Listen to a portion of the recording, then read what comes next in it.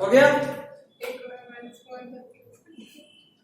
तो types of ovum, ये सब एक्स्ट्रा, सब फेंक रहा हूं, कुछ भी लिखना नहीं। टाइप्स ऑफ ओवम सबसे पहले नहीं, एग कितने तरह का हो सकता है। सबसे पहले याद रखना, एग का फॉर्मेशन, एग के अंदर जो यॉक का फॉर्मेशन होता है वो एग में नहीं होता, लीवर में होता है। यॉक, अंडा का पीला वाला पार्ट, अंडा खाए उजला के बीच में पीला, तो जो पीला वाला पार्ट है उसको यॉक बोलते हैं। और ये यॉक का फॉर्मेशन कई बार एग के अंदर है, लीवर के अंदर, जैसे हमारे में भी, हमारा मतलब ह्यूमंस में जो फीमेल में एग होता है, इसमें भी जो यॉक होता है वो लीवर में बनता है। लीवर में मिलता है, बनता है, तो फिर एग में जाता है, उसका ट्रांसपोर्ट होकर एग में आता है। याद रखिएगा, synthesis and deposition of yolk is called vitellogenesis. Extra मिल जाएगा PYQ में, मतलब पहले पूछा है नीट में, अब नहीं पूछे। प्रीवियस ईयर क्वेश्चन, पिछले बार कितना PYQ करते रहते था, ठीक है। तो synthesis of yolk is called vitellogenesis. ये सब नाम बस लिख लो छोटा छोटा, कॉपी के ऊपर लिखना, vitellogenesis, synthesis and deposition of York.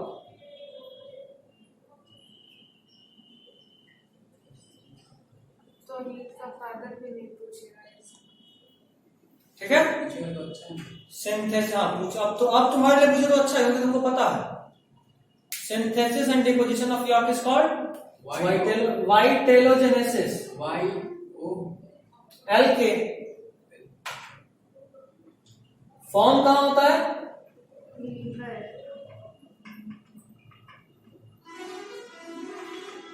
ठीक है। यॉक, हम यॉक को अंडरलाइन करते हैं, यॉक तो यॉक नहीं ना है, वाइटेलोजेनेसिस का। तो कहते हैं। अच्छा सुनो, जैसे फिश और एम्फीबिया, इन दोनों में यॉक का फॉर्मेशन एग के अंदर होता है, जबकि रेप्टाइल, एव्स और प्रोटोथेरिया में जो यॉक होता है वो कहां बनता है, लीवर में। किसकी से बात कर रहा हूँ, फिश का क्या बोला, बता रहा हूँ। Reptiles, reptiles, Aves and Prototheria में होता है यॉक। जैसे हम अगर अपने में बात करें, मेटाथेरिया, हम लोग अभी हम जो बात करते हैं मैमल से, केस में प्रोटोथेरिया मैमल का पार्ट है, तो उसमें कहां बना, लीवर में। जबकि अगर ह्यूमन के लिए कोई पूछे तो ह्यूमन के एग में यॉक होता ही नहीं है, ह्यूमन फीमेल के एग में यॉक होता ही नहीं है। ह्यूमन में भी लीवर में बनता है। अरे ह्यूमन मतलब उस वक्त हम क्या बोला, अभी तो उसको एक्सप्लेन करा। ह्यूमन मतलब मैमल, तो मैमल में प्रोटोथेरिया है, तो मैमल के कुछ मेंबर में यॉक कहां बनता है, लीवर में। जबकि अगर स्पेशली ह्यूमन के केस में बात करूं तो कहां होगा, होता ही नहीं है, बिल्कुल। तो लगा कुछ तो बोलेगी, सोच के बोले, होता ही नहीं, ठीक है, ठीक। एक्स्ट्रा सब कुछ। चलिए, 4 तरह का एग, पहला एलेसिथल मतलब यॉक होगा ही नहीं, यूथेरिया एलेसिथल यॉक नहीं होगा। माइक्रोलेसिथल बहुत कम यॉक होगा इन मेटाथेरिया। फिर मेसोलेसिथल मतलब थोड़ा मोड़ा यॉक हो, तो ये होता है फ्रॉग में, फिश में, इन सब में थोड़ा मोड़ा यॉक होता है।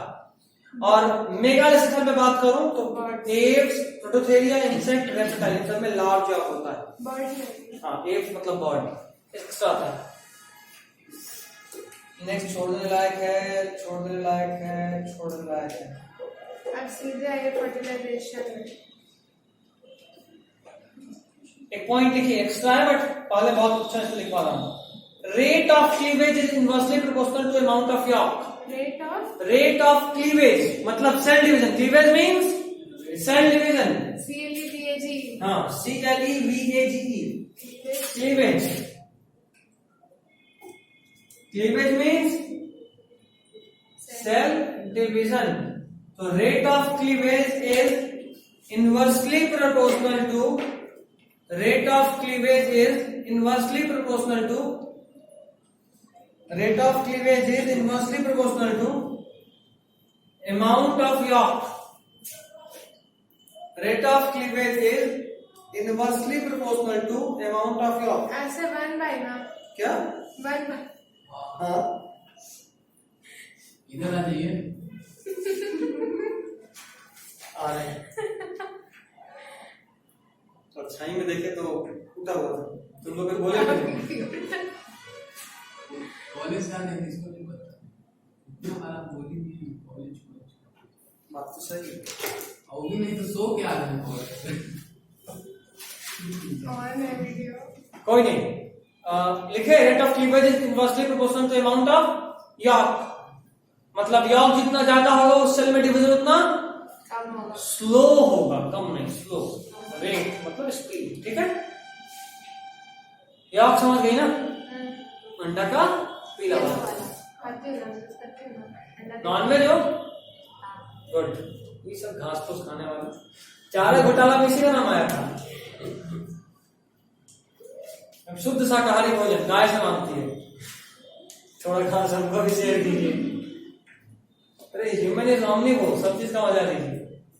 सिर्फ नॉनवेज भी गलत है, सिर्फ नॉनवेज भी गलत है, सिर्फ वेज भी उतना सही नहीं। Actually veg is more better, veg खाना ज्यादा सही होता है क्योंकि वहां पे किसी का जान नहीं जाना होता है। ये डीलिंग हो गया। जान तो उसका भी जाता है, प्लांट में भी जान है। नहीं जान का बात नहीं, दूध पीती हो, दूध पे पहला हाथ गाय के बछड़े का है। हाँ, तो हम दूध नहीं पीते। दूध नहीं पीते, दही खाती हो, यहाँ ये वीडियो आना है इसलिए हम मिठाई खाती हो, क्या- तो आखिर दूध से ही बना हुआ है। पनीर मट्ठा ये सब कुछ नहीं। डेयरी प्रोडक्ट कुछ खाती नहीं, खाते पनीर खाते। That's it, बात खत्म। तो कहने का मतलब हम जो बता रहा हूँ फेमस का पार्ट है। वेज खाना इसलिए अच्छा होता है, इसको सुपीरियर बोलते हैं, क्योंकि उसमें बायोलॉजिकल मैग्निफिकेशन नहीं होता। 10th में आपने पढ़ा था बायोलॉजिकल मैग्निफिकेशन, क्योंकि उसमें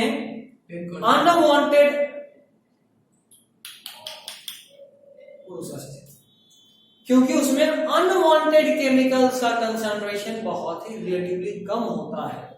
जबकि अगर आप नॉनवेज खा रहे हैं तो उसमें अनवांटेड केमिकल्स का जो भी तुम्हारा कंसंट्रेशन है बहुत हाई होगा। जैसे नॉर्मल अभी जो हम लोग एक खाते हैं, ये एक अनफर्टिलाइज्ड एग होता है, तो ये नॉनवेज में काउंट नहीं करना। फर्टिलाइजेशन तो हो जाता है ना, उसमें थोड़ी ना होगा। फर्टिलाइजेशन होगा तो उसमें चूजा जाना चाहिए, चिक।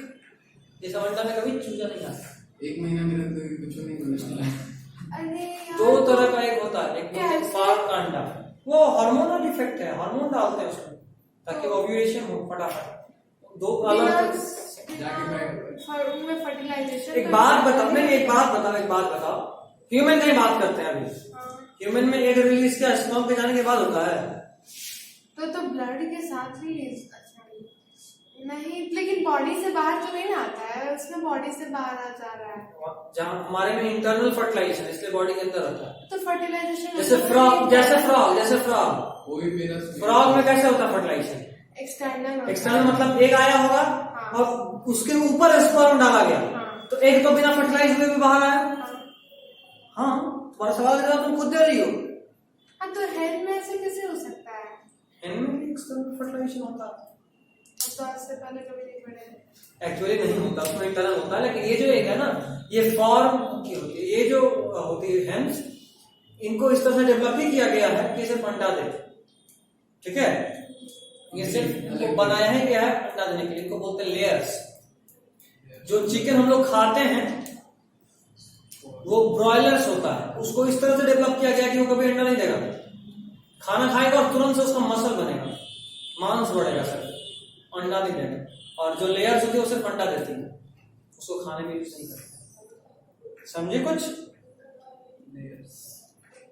नॉनवेज नहीं खाते हो, वेरी गुड। इसलिए बोले चारा घोटाला में तेरा नाम आएगा।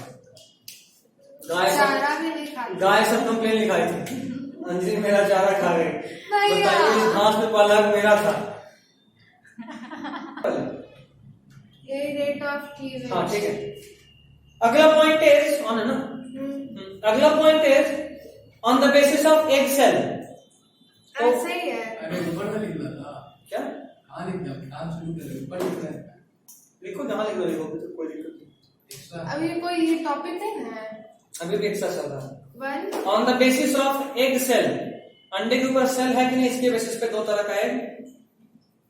On the basis of egg shell, first cleidoic egg, CHLE, CHL, Basis of egg shell, shell SHELL, अंडा के ऊपर छिलका वाला shell covering. First is cleidoic egg, CLEIDOIC,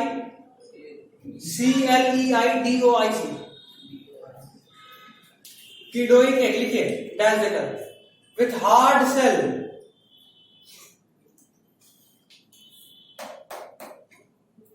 calcium. With hard shell, इनका सेल बहुत हार्ड होता है। Next point, this egg shell is mainly formed of CaCO3, this egg cell is mainly formed by, लिख सकते हो, mainly formed of या by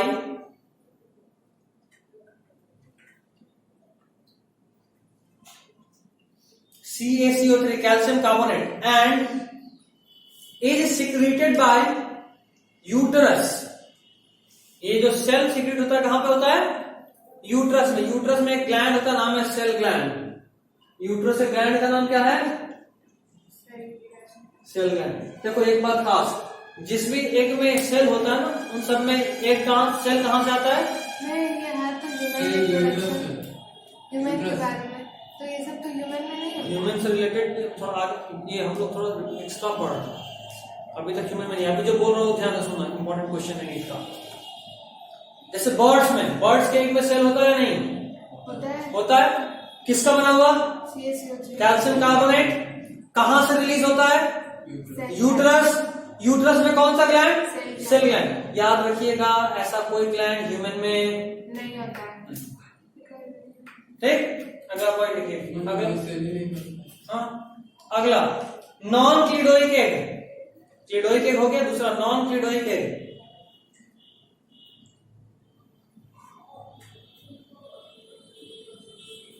इसको ए क्लीडोइक भी बोलते हैं, नॉन क्लीडोइक या ए क्लीडोइक। हाँ, ए क्लीडोइक, ACLEIDOIC, ACLEIDOIC, ए क्लीडोइक, DOIC, ए क्लीडोइक। इसमें लिख लो विदाउट हार्ड सेल, इसमें सेल नहीं होता।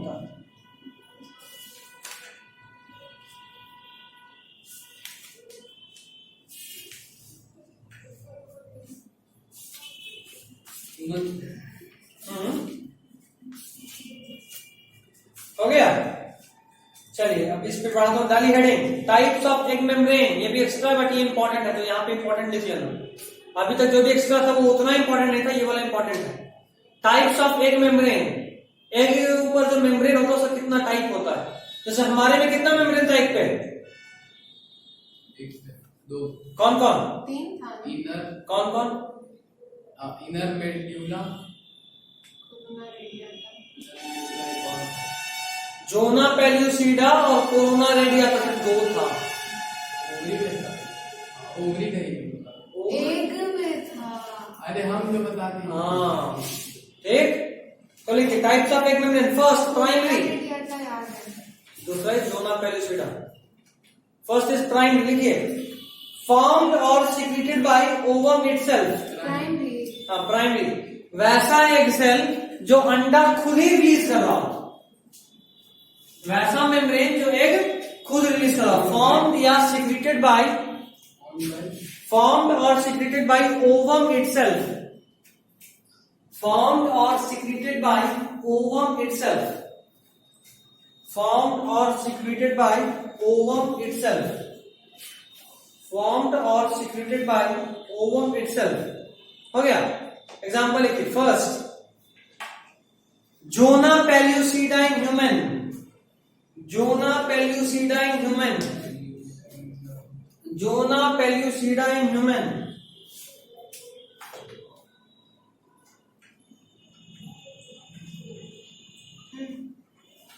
बस यही आपको पढ़ना है, बाकी सब एक्स्ट्रा हो जाएगा बहुत ज्यादा। अगला लिखिए सेकेंडरी मेम्ब्रेन।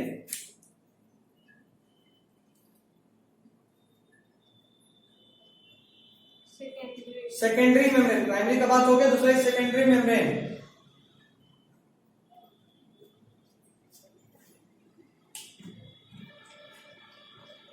हो गया। लिखिए फॉर्म्ड और सिक्रेटेड बाय ग्रैन्युलोसा सेल्स। याद करो वो दिन जब हम लोग ओवरी का डायग्राम पढ़ रहे थे, ओवरी के डायग्राम में ग्रीन कलर का ग्रैन्युलोसा सेल्स बनाए थे, याद आ रहा? हाँ, मेरे कॉपी में ग्रीन है, तुम लोगों में शायद रेड बनाए हो। देखो ग्रैन्युलो ओवरी का डायग्राम जो बनवाए थे बड़ा था, अंदर जो मैट्रिक्स होता है। हाँ हाँ, देखो फैजल खोल लिए, ये वाला। हाँ देखो यहाँ ग्रैन्युलोसा सेल्स देखो, हाँ ये मिला? कंफ्यूज हुआ? हाँ ये तो थी तो इस हाँ ये तो ग्रैन्युलोसा सेल्स देखो इसमें, ये जो डॉट डॉट डॉट डॉट बनाई हो ना ये। देख रहे हो? तो पहला मेम्ब्रेन उसको बोले जिसको एक खुद रिलीज किया, प्राइमरी। सेकेंडरी मेम्ब्रेन उसको बोल रहे हैं जिसको ये ग्रैन्युलोसा सेल्स रिलीज किया है। तो फॉर्म्ड और secreted by granulosa cells, formed और secreted by granulosa cells. Example corona radiata in human, example corona radiata in human. By granulosa. हाँ granulosa cells, example is corona radiata in humans. कोई दिक्कत? Corona radiata in humans हुआ। चलिए एक और होगा tertiary. देखिए tertiary, tertiary membrane, tertiary membrane, इसके बारे में लिखिए। secreted by glands of, tertiary membrane में लिखिएगा secreted by glands of reproductive duct या reproductive tract, secreted by glands of reproductive tract, secreted by glands of reproductive tract। लिखिए इसमें example, shell glands in eggs या shell of eggs लिख लो, cell SHELL। बुद्धू बच्ची तब से हर बार CELL लिख रही है। Shell of eggs SHELL। जो बर्ड्स होती हैं उनके अंडे के ऊपर एक और सेल होता है ना, कैल्शियम कार्बोनेट का। अब देखो जरा सा डायग्राम देखना बोर्ड पे देखना। ये एग है, एग अपने से एक लेयर रिलीज करा। ह्यूमन की कैसे बात कर रहा हूं, एग अपने से एक लेयर रिलीज करते हैं। मतलब पहले होगा उसका नाम जेपी, जोना पेलिसिडा। अब इस ये देखो एग रिलीज करते हैं एक के जस्ट ऊपर, उसके बाद ग्रैन्युलोसा सेल्स एक और लेयर रिलीज करा, नाम CR, कोरोना रेडियाटा। ये CR नहीं है, CR और CR में डिफरेंस है। ठीक, तो सबसे पहले जेपी के बाद CR। ये सीक्वेंस याद रखना, अभी काम में आऊंगा। ठीक, डाली हेडिंग फर्टिलाइजेशन,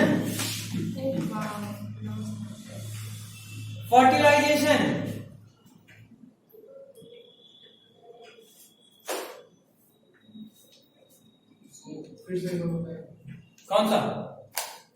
क्या बता रहे? ये बताते कि CR नहीं ना वो नहीं। हाँ। आप बता रहे। कहाँ से कौन से ट्रीट हुआ? एक से रिलीज हुआ जेपी, तो सबसे पहले एक के नजदीक वही है, और उसके बाद रिलीज किया। हाँ एक सीक्रेट करा। प्राइमरी मेम्ब्रेन क्या था पढ़ो, है ना? तो प्राइमरी मेम्ब्रेन में एक ने रिलीज करा तो जस्ट उसके ऊपर था। उसके बाद जो ओवरी का ग्रैन्युलोसा सेल्स था उसने रिलीज करा क्या, CR। तो उसके जस्ट ऊपर CR है। ये CR नहीं, हाँ टर्सरी में नहीं होता। डालिए फर्टिलाइजेशन में लिखिए, fusion of male and female gamete and formation of zygote. Fusion of male and female gamete, male और फीमेल गैमेट का मिलना, मिलन, हिंदी में मिलन बोलता है ना। अच्छा, स्पर्म मतलब शुक्र और अंडा का मिलना is fertilization. Formation of male and female gamete and formation of zygote. Fusion ना बोल रहे। हाँ, fusion of male and female gamete and formation of zygote. अभी भी बोल रहा हूँ फॉर्मेशन। कान ठीक करा। हम सही सुने, आप रिकॉर्डिंग देखिए। अच्छा ठीक है, तो लिख, बोल मत, ईमेल देख ले। अब बोलिए फिर से। Female Human gamete form male and and female gamete हाँ, and and formation of zygote।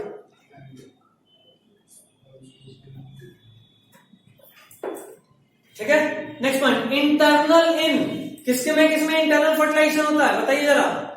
Internal मतलब क्या, इंटरनल फर्टिलाइजेशन मतलब क्या, वैसा फर्टिलाइजेशन जो शरीर के अंदर हो रहा। हमारे में कैसा होता है, शरीर के अंदर या बाहर, अंदर होता है, फीमेल के बॉडी के अंदर होता है।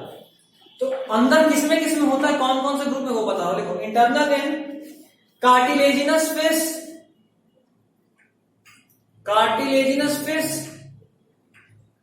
वैसी मछली जिसमें हड्डी नहीं होता है उसको कार्टिलेजिनस फिश बोलते हैं। ठीक है ना, नॉनवेज खाई होते तो पता होगा। हम भी चुन के बोलते हैं भाई इसमें कांटा है कि नहीं, ऐसे तो मछली से दुश्मनी है। मछली जल की रानी और रानी को हम नहीं खाते। धोखा ऐसा होता है ना, कई बार तुम यह मस्त मजा लेके खाए, उसमें कांटा कर दिया मुंह में, कई बार कंठ में भी कांटा करता बहुत लोगों का। ऐसा है ना, देखियो हम सोच लिए थे कि ऐसा फंस सकता है, उसके बाद से कभी खाए नहीं। फिर उसके बाद बड़ा काटा, अपन इतना रिस्क नहीं लेता है ना, बड़ा काटा बुझा जाता है। इतना रिस्क लेते नहीं सीधा गाय से। हेलो गाय जी, मेल गाय रहा तो बैल दिया कुछ।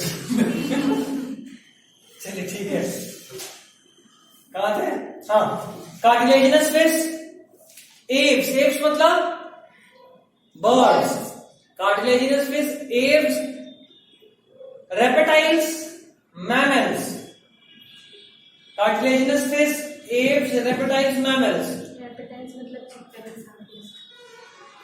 रेप्टाइल्स वैसे जानवर को बोलते हैं जो जमीन पे रेंग के चलता है, जैसे सांप।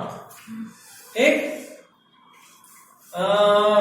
मैमल्स जो वैसा जानवर जिसमें स्त्रियां अपने बच्चों को अपना दूध पिलाती हैं। ठीक, शुद्ध हिंदी हमको भी आता है। Animals in which the female feed their young ones by their own milk. Okay, these animals are known as mammals.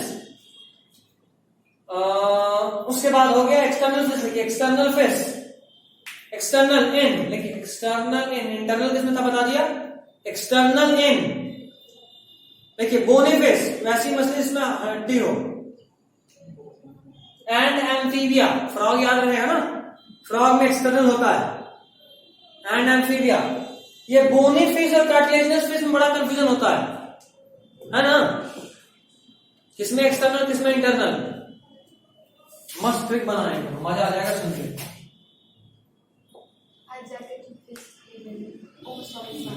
External face, external face ये किसमें होता है, बोनी फिश,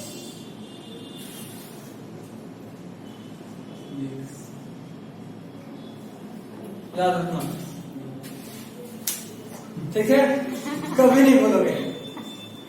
एक्सटर्नल फर्टिलाइजेशन इन बोनी फिश,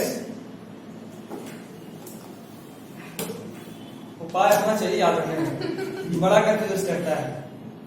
एग्जाम में पूछा हुआ है, 3-4 बार पूछा हुआ है, प्रीवियस ईयर देखोगे तो, या तो इस चैप्टर में, नहीं तो एनुअल एग्जाम क्लास 11th में, लेकिन नीट में ऑलमोस्ट हर एक साल के बाद आ जाता है, इतना इंपॉर्टेंट है। ठीक है, जैसे भी हो याद तो करना ही था।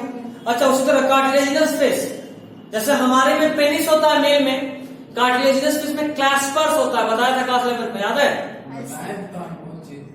याद है क्लैस्पर्स। तो C for claspers, C for cartilaginous fish. तो जिसके पास पेनिस होगा वो तो इंटरनल फर्टिलाइजेशन ही करेगा ना, तो ऐसे भी याद रख सकते हो, लेकिन ये वाला फिर भी एग्जाम में दिमाग काम नहीं करता है, इसलिए XBF हमेशा याद रहेगा। External fertilization bony fish. अगला बोनी फिश एंड एम्फीबिया। हाँ, तो एम्फीबिया तो फ्रॉग, फ्रॉग में बताया था, फ्रॉग में तो पूरा कहानी सुनाया था कैसे होता है। मेल फीमेल, मेल फ्रॉग के 4 लिंब पे पैड होता है, एम्पुलरी पैड।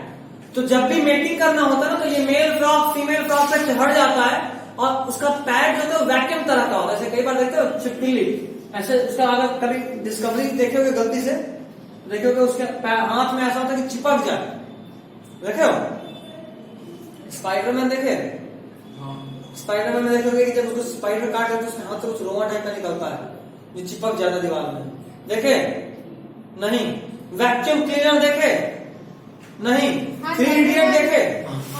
3 इडियट में बच्चे का एक बार डिलीवरी होना था लास्ट में, देखे? लास्ट में देखे नहीं देखे? देखे? उसमें बच्चे के सिर को पकड़ने के लिए एक वैक्यूम तरह का पैड क्रिएट किया गया था।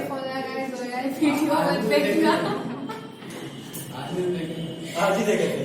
तो ये जो पैड से पकड़ता है वो भी वैक्यूम पैड होता है, उससे प्रेशर क्रिएट किया जाता है। वैक्यूम बता क्या रहे थे? वैक्यूम, हाँ, तो उसके हाथ में वैक्यूम पैड होता है, उस पैड से ना वो फीमेल फ्रॉग को पकड़ता है, मेल फ्रॉग, और जैसे ही मेल फीमेल को पकड़ता है तो एक स्टिमुलेशन होता है, उस स्टिमुलेशन से फीमेल फ्रॉग का अंडा बाहर आता है उसके शरीर से। अब अंडा आ गया तो मेल टाइम वेस्ट नहीं करता, फटाफट उसके ऊपर स्पर्म डाल देगा। मतलब शरीर के बाहर अंडा आया, शरीर के बाहर स्पर्म गया, एक्सटर्नल फर्टिलाइजेशन फ्रॉग में, and frog is a member of amphibia. ठीक, तो एम्फीबिया और हमारे बोनीफेस, इन सभी में क्या होता है? External fertilization. खैर बोलने की जरूरत नहीं कि बिना ईयरफोन के मत देखना, उसको पता है ह्यूमन रिप्रोडक्शन चल रहा है, वैसे भी बिना ईयरफोन के नहीं देखेगी, इतनी समझदार तो होगी। खैर वो इतना सही भी नहीं करता, आवाज फट जाता है डायरेक्ट। और आपका तो खास कर बहुत फटता आवाज। मीठे आवाज ही नहीं चाहिए। चलिए आगे बढ़ो। देखिए, fertilization is possible only when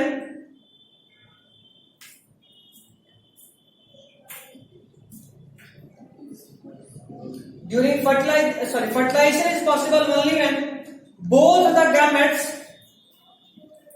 fertilisation तभी पॉसिबल है जब एक और स्पर्म दोनों का दोनों एक ही समय पर कहां पहुंचे? दोनों का दोनों एक ही समय पे कहां पहुंचे बताओ? Both the gametes reach stimulation ampulla। हाँ, क्या बोलना था यार? रीच साइमल्टेनियसली, देखो both male and female gamete reach simultaneously at ampullary region. Both male and female gamete reach simultaneously at ampullary region. हम लोग ह्यूमन स्पेसिफिक पढ़ रहे हैं, ह्यूमन रिप्रोडक्शन। अब हम लोग ह्यूमन स्पेसिफिक पढ़ रहे हैं, ठीक है? ऐसे एम्पुला सिर्फ और सिर्फ ह्यूमन में नहीं होता, बहुत से मेहनत के अलावा बिल्कुल होगा, स्पॉट्स में भी होगा, हर जगह। तो उसमें क्या काम है? एम्पुला का हाँ, बर्ड्स में भी इंटरनल फर्टिलाइजेशन होता है। चलिए, आप नाम को भी कंफ्यूज कर दिए, हमको स्टार्टिंग से याद था, अभी आप क्या क्या तो पढ़ा दिए हमको कि एक्सटर्नल फर्टिलाइजेशन भी होता है। एक्सटर्नल किस में पढ़े? एक्सडीएफ में हमको याद आया। और फ्रॉग में, मतलब एम्फीबिया में। बर्ड्स में तो इंटरनल पढ़ेंगे। उससे पहले आप बता रहे तुम थे, बगलूल लड़की, उससे पहले आप बताए थे। और बैल से मामू खाना, बैल बुद्धि हो जाएगा। लिखो, ड्यूरिंग क्वाइटस, क्वाइटस मतलब mating. During coitus, semen with sperms is discharged into vagina. During coitus, semen with sperms is discharged into vagina of female. During coitus, semen with sperms is discharged into vagina of females. Semen with sperms is discharged into vagina of female, which is called insemination. क्या बोलते हैं इसको? Insemination, which is called insemination, in which कितना sperm discharge होता है? 200 In which 200 million sperm, million या billion? Million. Confirm? हाँ। In which 200 to 300 million sperms are discharged. सोच लो कितना सेल्स जाता है, 200 से 300। अब दिखाते हैं फीमेल का बॉडी क्या करता है उस स्पर्म के साथ। ऐसे उनको ये आरती उतारने वाला कोई सिस्टम नहीं होता है, बेड ऑफ थॉर्न्स होता है, कांटों भरा बेड स्पर्म के लिए, फीमेल जेनिटल ट्रैक्ट। अभी क्या होगा लिखिए, डालिए एक सब बड़ी फेट ऑफ स्पर्म, स्पर्म का क्या होता है। अच्छा, तो वापस से वो आप बताए थे कि उसका फर्टिलाइज करने का कैपेसिटी ओवर हो जाता है, डिकैपेसिटेशन होता है। यहाँ पे अभी सब बताऊंगा कैपेसिटेशन कैसे होगा सब। अभी बस आज कैपेसिटेशन में नहीं घुसूंगा, आज फेट ऑफ स्पर्म के बाद छोड़ दूंगा, उसके बाद अगला टॉपिक कैपेसिटेशन ही। देखिए fate of sperm,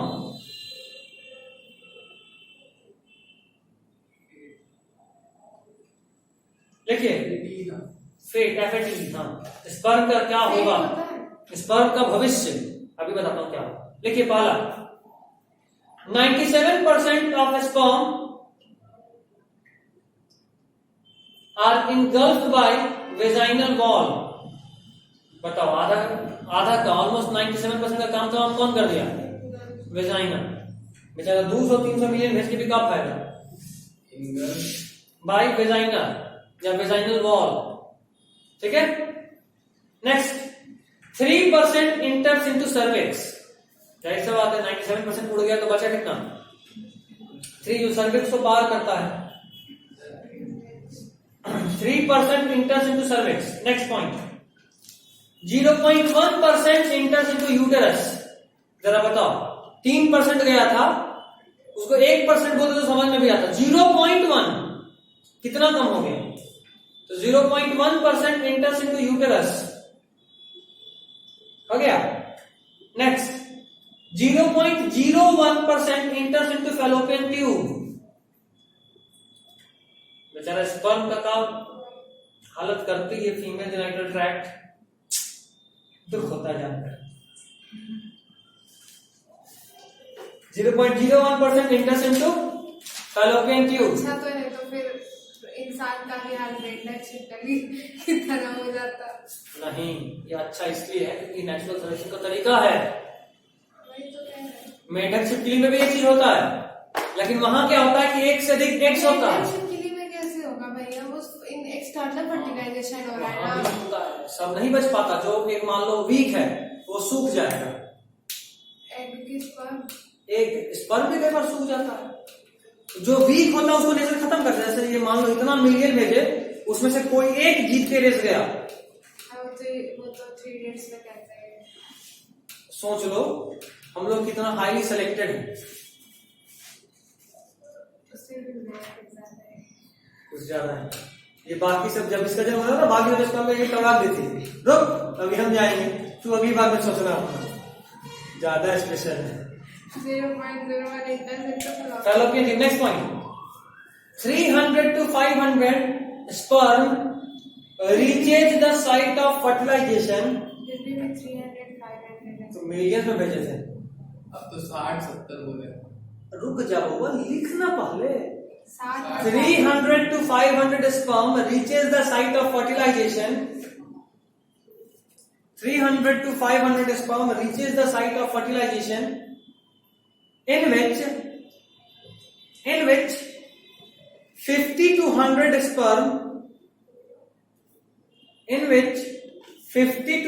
sperm remains better fertile।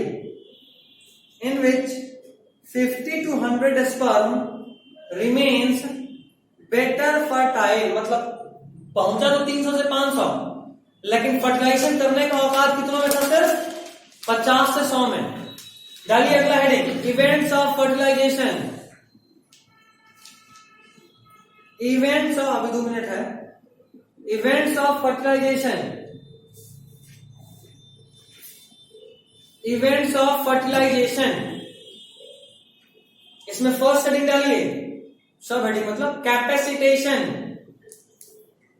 Capacitation, capacitation हो गया। चलिए, this is all for today.